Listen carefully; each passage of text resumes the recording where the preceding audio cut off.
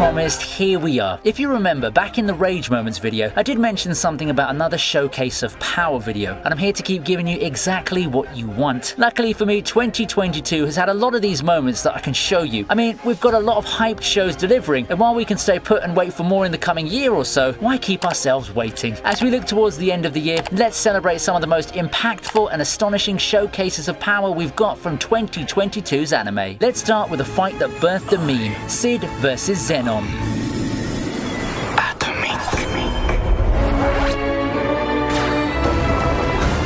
I didn't read that far into Eminence in Shadow before the anime, so little did I know that such a fight in the middle of a season would leave a cultural footprint of sorts on the community. As minor as it is, we do have people riding along with the I am atomic thing for a short while, so that is something. Given the type of show Eminence in Shadow is, I fully expected something to come up like this sooner or later. Despite the premise of Sid preferring to stay in the background and such, we all knew it was going to come to this someday. So when it happened, it felt pretty cool actually. It's been a good while since we've had some ham-fisted, over-the-top destruction in a toony light novel adaptation, and it's fun to see the brooding protagonist save the day once again, all while muttering some juvenile yet super cool boasts and finishing with a total show of dominance. Zenon stood no chance, and we ended up with a minor meme, so it's a win-win.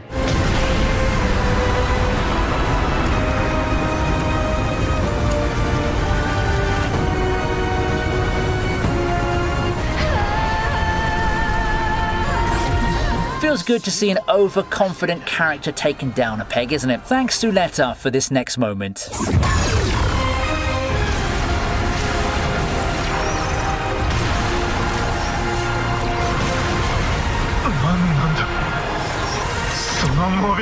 We knew it was coming. Anyone watching the first episode of Witch from Mercury knew it was coming, but that doesn't take away from the awesomeness of seeing the brash and arrogant Guel get humbled in the face of a duel he thought he could sleepwalk through. Well, he either overestimated his skills or he underestimated his opponent, because he sure didn't seem like the top duelist given the flow of the duel itself. Turns out the Aerial has way more tricks up its sleeve than Guel gave it credit for, and he pays for that big time. The duel ended up being nothing more than an extended squash as it sees the Dilanza get completely wrecked against all expectations. It was quite the promising debut for Suletta on the show. We get to see more amazing duels down the line, but this is a quick showcase that amazed both characters in-universe and a lot of Gundam fans eagerly awaiting this show.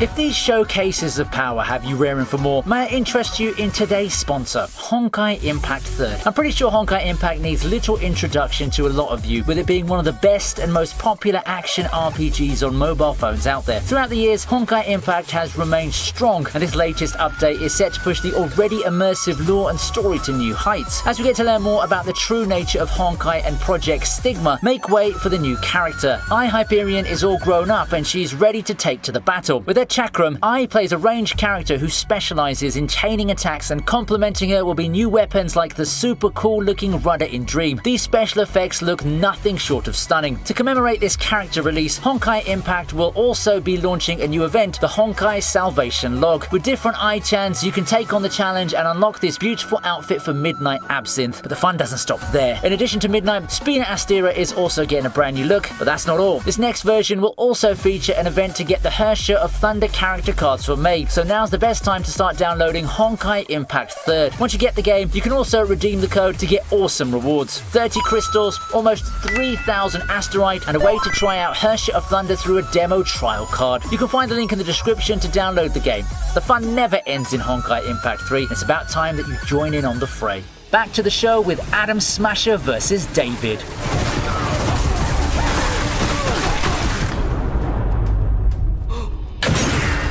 How about a villainous example to spice things up now? Adam Smasher has been a long-time favourite among Cyberpunk fans, but said fans also can't help but think that he got the short end of the stick. Thankfully, Cyberpunk Edge Runners is here to fix that, and what we got is this climactic fight between David and Adam Smasher. True, David's on his last legs at the time of this showdown. I mean, I don't even think he thought he would win this fight. Yet, even with all the enhancements and the power-ups he'd just gotten, there's just no way he would feasibly be able to defeat Adam Smasher, and even if he somehow did in a miraculous twist, there's a fate worse than certain death awaiting him. On another note, that doesn't take away from how strong Atom Smasher is. David at this point barely even put up a fight as he gets obliterated completely by Atom Smasher. You see, that's how you build up a villain. That way, when said villain gets beaten eventually, there could be a lot of hype surrounding the one who comes out with the win. It's a writing technique that will be used for the next entry too.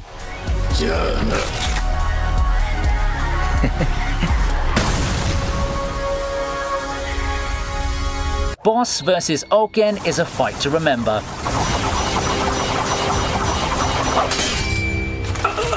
Ranking of Kings has been regarded as one of the best anime to come out of 2022, period. And how about showing off the fight between Boss and Oken? One of the best moments the series gave us. It plays things out the standard build-up and defeat way. First, we get to see Oken show off the power of his immortality. In spite of being outnumbered by all those master combatants, none can stand up to the power of Oken and his unstoppable regeneration. But then comes Boss. After building up Oken, the show then builds up Boss by having him absolutely defeat Oken in a one-sided showdown. No questions asked. It's over. Boss completely dominated the fight, and in case you're wondering about Oken's immortality, well, it turns out the king has just the right solution for that. It's not a battle that showcases explosive techniques or super speed or anything like that, but it sure is a huge showcase of power on the part of Boss. Leo versus Generals is also an oft-overlooked one.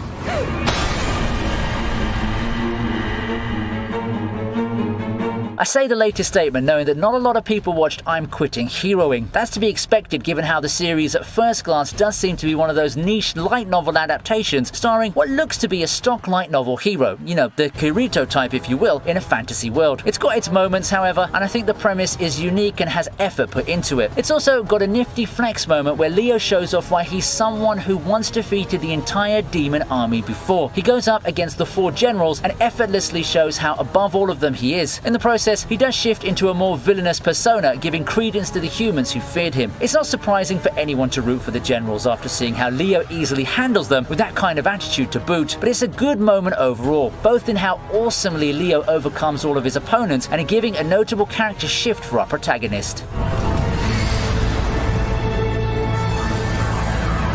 Luffy's Red Rock is an amazing moment and it's a great showcase of power.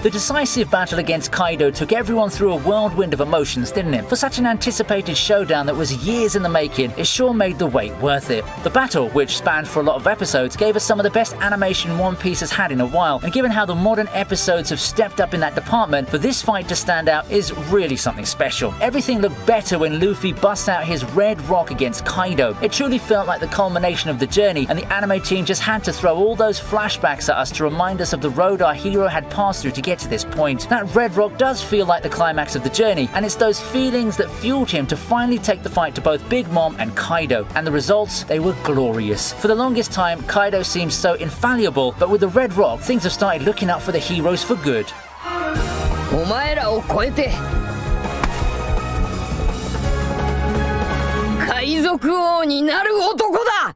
We then move on to the next epic showcase of power, Shigaraki's Awakening.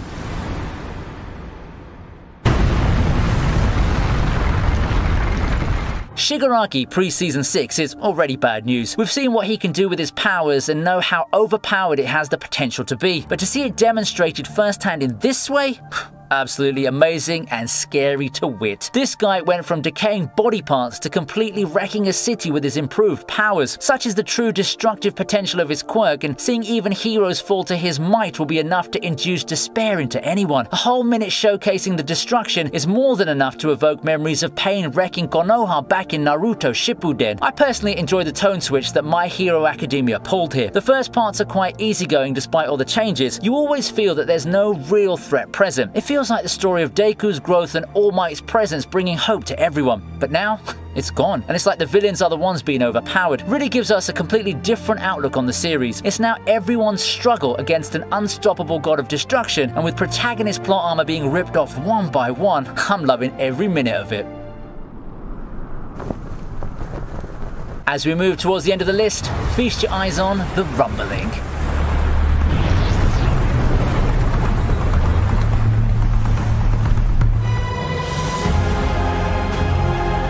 Ever wondered what it's like being face to face with the greatest cataclysm set forth to destroy the world? There's a very special type of fear that can only be evoked by such images of hopelessness, and that's the very feeling that the rumbling embodies. Titans marching across the world, laying waste to everything, and not even being grazed by conventional weaponry that's the pride of humanity. Now that's true fear. This is even more harrowing than how Attack on Titan opened. The first on-screen appearance of the Titans a decade ago doesn't even hold a candle to this, and the rumbling that caps off the 4th season's second part is a true testament to the uncontrollable power that Eren now holds. There's no stopping the horde of Titans, there's no running away from them, and how are you supposed to fight against such an unbeatable wave? The rumbling manages to evoke the hopeless and scary implications that the first part of the series was so rife with. It's a primal fear that was lost during the epic action thanks to the main characters, but it's back now. It's even stronger than ever.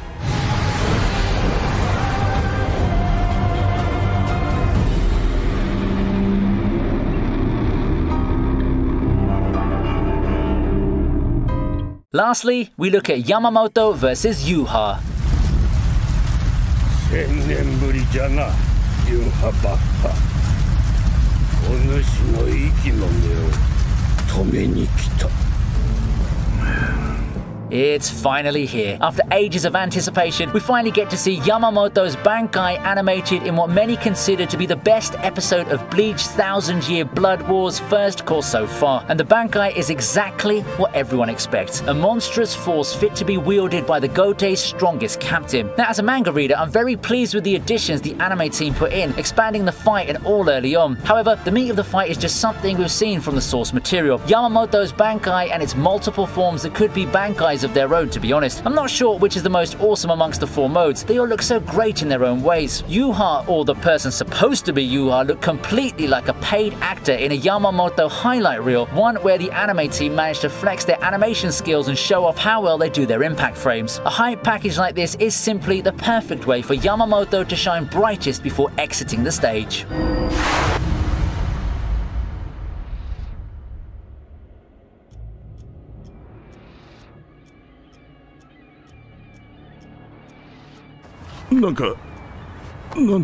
Watching Chainsaw Man fights are cool and all, but how about this Makima scene?